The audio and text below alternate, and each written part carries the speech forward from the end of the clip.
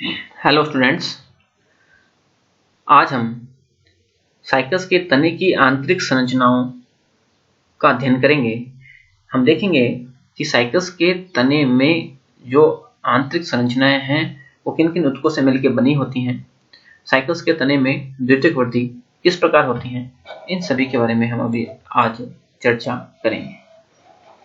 हमें पता है साइकस का जो स्पोरोफाइट होता है वो रूट, स्टेम व लीफ में विभेदित होता है, और जो स्टेम होता है साइकस के अंदर वो अनब्रांच्ड, स्ट्रेट और परसिस्टेंट लीफ स्कार्स लिए हुए होता है,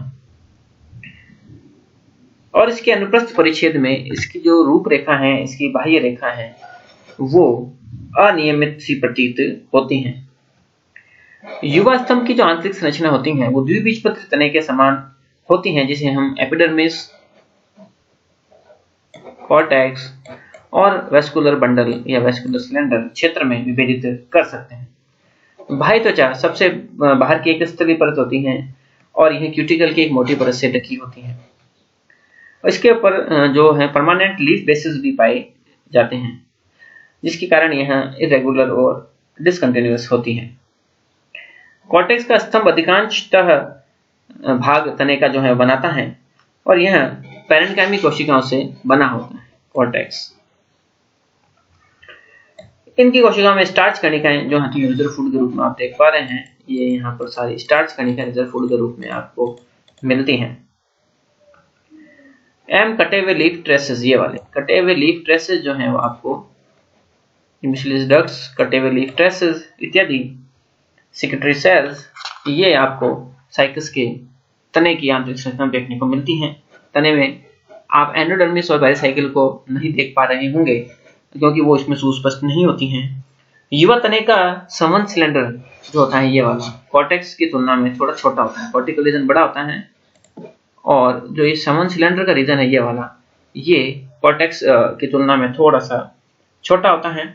इसमें अनेक पूल जो है एक वलय में व्यवस्थित होते हैं, जो कि एक्टोफ्लोइक साइफोनोस्टिल प्रतीत होते हैं, और इसमें जो समन संपुल होते हैं, वेस्कुलर बंडल होते हैं, वो कॉन्जॉइंट होते हैं। अभी हमने इस रूट में देखा कि जो जाइलम और फ्लोएम के अलग अलग वेस्कुलर बंडल्स प्रेजेंट थे, उस प्रकार के वेस्कुलर बंडल्स को हम रेडियल वेस्कुलर बंडल कहते हैं। जबकि तने में आप देखें कि दिस इज द फ्लोएम, ये बाहरी तरफ फ्लोएम है, अंदर की तरफ जाइलम है, तो इस प्रकार के वेस्कुलर बंडल को हम बोलते हैं संयुक्त, क्योंकि जिसमें जाइलम और फ्लोएम आपस में जुड़े हुए हैं, कॉन्जॉइंट वेस्कुलर बंडल बोलते हैं। तो यहाँ पर आप कॉन्जॉइंट,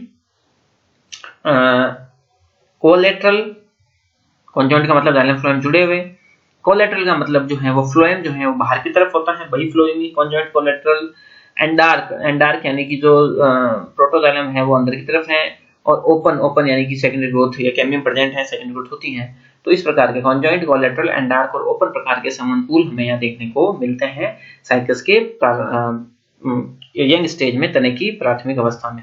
समनपूलों के बीच में आप देख पा रहे हैं यहाँ पर मेडुलरी रेज भी पाई जाती है, और जाइलम जो होती है वो जाइलम ट्रैकिड्स और जाइलम पैरेन्काइमा से बना होता है। इनमें वेसल्स एब्सेंट होती हैं। हमें पता है कि जाइलम में जो होती हैं वो वेसल्स जो होती हैं वो एब्सेंट होती हैं, जाइलम वेसल्स जो होती हैं वो एब्सेंट होती हैं, और जो फ्लोएम होता है वो फ्लोएम जो है वो सीव ट्यूब्स और फ्लोएम पैरेन्काइमा से मिलकर बना होता है, और इनमें कंपेनियन सेल्स एब्सेंट होती हैं, जैसा कि हमने देखा। और पहले भी हमने लक्षण जब इनके देखे थे तब भी देखा था हमने कि जाइलम और फ्लोएम वेल डेवलप्ड नहीं होते हैं जिम्नोस्पर्म्स में, निटेल्स ऑर्डर को छोड़ करके, क्योंकि वहां पर जाइलम में वेसल्स और फ्लोएम में कंपेनियन सेल्स पाई जाती हैं। जबकि साइकस में और पाइनस में हम जब पढ़ेंगे, इनमें हमको जाइलम में वेसल्स और फ्लोएम में कंपेनियन सेल्स नहीं मिलेगी। एक और विशेषता ये तो होगी इसके, हम देखेंगे कि इसमें द्विबीजपत्री तने के समान ही 8 से 10 वेस्कुलर बंडल जो हैं वो मध्य भाग में व्यवस्थित दिखाई देते हैं, और सबसे अंदर की तरफ जो है वो पित्त का जो रीजन है वो होता है, और जाइलम कॉन्जॉइंट, कोलेटरल, एंडार्क और ओपन प्रकार के होते हैं। और जो आप ये लीफ ट्रेसेस देख रहे हैं, ये लीफ ट्रेसेस जो होते हैं वो तने में क्या होते हैं, और ये इनकी जब हम स्ट्रक्चर की बात करें तो आप देखेंगे अगले चित्र में कि ये जो साइकस के जो लीफ ट्रेस जो है स्टेम के अंदर, इसका जो डायग्राम है, साइकस के तने के जो टीएस में हम जो लीफ ट्रेसेस देख पा रहे हैं कॉर्टेक्स में, वो तने के चारों ओर पत्तियों में प्रवेश करने वाले समन संपुल होते हैं, और प्रत्येक पत्ती में प्रत्येक लीफ में 4 वेस्कुलर जो लीफ ट्रेसेस हैं वो प्रवेश करते हैं। प्रत्येक पत्ती में कितने भी 4 लीफ ट्रेसेस प्रवेश करते हैं। इनमें से 2 ट्रेस तो होते हैं जो पत्ती, ये अगर मान लो लीफ हैं तो 2 ट्रेस तो पत्ती के ठीक सामने से उत्पन्न होते हैं और सीधे पत्ती में प्रवेश करते हैं। ये वाले देखो, दिस वन एक और एक ये 2 ट्रेस तो पत्ती के सामने से उत्पन्न होते हैं, वेस्कुलर सिलेंडर से देखो निकल रहे हैं, सीधे पत्ती में प्रवेश कर रहे हैं। इस प्रकार के लीफ ट्रेसेस को नाम दिया गया है डायरेक्ट ट्रेसेस, क्योंकि ये सीधे पत्ती में प्रवेश कर रहे हैं। जबकि जो 2 ट्रेस होते हैं दूसरे, वो पत्ती के लगने की, अगर ये पत्ती यहाँ लगती है तो पत्ती के लगने की विपरीत दिशा, जस्ट अपोजिट डायरेक्शन से विकसित होते हैं और समन सिलेंडर के चारों ओर घूमकर, देखो यहां से निकलेंगे, ये समन सिलेंडर के चारों ओर घूमकर फिर पत्ती के अंदर प्रवेश करते हैं। इसी प्रकार से इधर वाला भी विपरीत दिशा से निकलकर समन सिलेंडर के चारों ओर घूमकर और पत्ती के अंदर प्रवेश करते हैं। इस प्रकार ये जो ट्रेस होते हैं दोनों, दूसरे 2 तो सीधे हो गए और जो 2 ये सीधे नहीं है, इनडायरेक्ट ट्रेस बोलते हैं, क्योंकि ये विपरीत दिशा से आ रहे हैं इसलिए इनको इनडायरेक्ट ट्रेसेस, या क्योंकि ये एक गर्डल बनाते हैं, मेखला बना रहे हैं स्टील के चारों ओर, इसीलिए इनको गर्डल ट्रेसेस भी कहते हैं। और ये इनडायरेक्ट ट्रेसेस और गर्डल ट्रेसेस किसे कहते हैं, ये भी परीक्षा में कई बार प्रश्न पूछा जा चुका है। और पत्ती के वृंत में प्रवेश करने से पूर्व चारों ट्रेस साकित होकर अनेक स्ट्रैंड्स बनाते हैं। तो ये जो है वो किस प्रकार से जो वेस्कुलर बंडल में जो ये से निकले हुए जो ट्रेसेस हैं, और जो आपको तने के अनुप्रस्थ काट के अंदर बहुत ही अच्छे से खूब सारे ट्रेसेस आपको यहाँ दिखाई दे रहे होंगे, वो ट्रेसेस हैं जो एक पत्ती के अंदर 4 लीफ ट्रेसेस प्रवेश करते हैं। उनमें से 2 तो होते हैं डायरेक्ट और 2 होते हैं इनडायरेक्ट। और जो इनडायरेक्ट ट्रेसेस होते हैं उनको हम गर्डल ट्रेसेस के नाम से भी जानते हैं। ये एक विशेष बात है। अब हम बात करते हैं पत्ती के अंदर द्वितीयक वृद्धि, स्टेम में द्वितीयक वृद्धि की। जो स्टेम होता है उसमें सेकेंडरी ग्रोथ पाई जाती है, और साइकस के तने में जो सेकेंडरी ग्रोथ होती है वो द्विबीजपत्री तने के समान ही होती है, क्योंकि ये लगभग द्विबीजपत्री तने के समान ही इसका तना जो होता है वो दिखाई देता है। 2 संबंध पूर्णों के बीच में एक बार हम पुनः यंग स्टेज वाले इंटरनल स्ट्रक्चर में जाते हैं। तो हमें पता है द्वितीयक वृद्धि के लिए क्या जरूरी होती है, द्वितीयक वृद्धि के लिए जरूरी होती है कैम्बियम। जब तक कैम्बियम विकसित नहीं होगी द्वितीयक वृद्धि नहीं होगी। और इसीलिए हम बात कर रहे हैं कि 2 संबंध पूर्णों के बीच में जब सेकेंडरी ग्रोथ का टाइम आता है, तो जैसे ये 2 वेस्कुलर बंडल हैं, इन दोनों वेस्कुलर बंडल के बीच में यहाँ मैं ये प्लस का निशान मारा हूं, यहाँ पर इंटरफेसिकुलर कैम्बियम, कौन सी कैम्बियम भाई, अंतरापुलीय कैम्बियम, या इंग्लिश में इंटरफेसिकुलर कैम्बियम की जो पट्टियां जो होती हैं विकसित होती हैं। और यहाँ तो होती है इंटरफेसिकुलर कैम्बियम, और वेस्कुलर बंडल के बीच में जाइलम और फ्लोएम। देखो हमें पता है ऊपर वाला फ्लोएम है, नीचे वाला जाइलम, इसके बीच में जो वाइट स्पेस है ये वाला, यहाँ पर कैम्बियम है, और इस कैम्बियम को बोलते हैं हम intrafascicular cambium. This one is the interfascicular. यहाँ पर देखें आप, यहाँ पर तो इंटरफेसिकुलर है और यहाँ पर इंट्राफेसिकुलर है।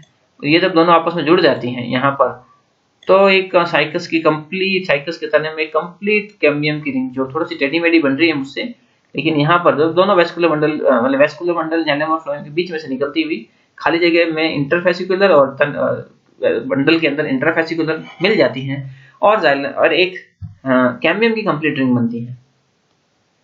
यह अंदर की ओर जब पूरी कैम्बियम की रिंग बन जाएगी तो अपना पूरा काम करेगी। और हमें पता है कैम्बियम अपने अंदर की तरफ सेकेंडरी जाइलम और बाहर की तरफ सेकेंडरी फ्लोएम का निर्माण करते हैं। और कैम्बियम वाले द्वितीयक संबंध उत्तक यानी कि जाइलम फ्लोएम के अलावा मेडुलरी रेस भी बनाता है, जिन्हें हम सेकेंडरी मेडुलरी रेस कहेंगे।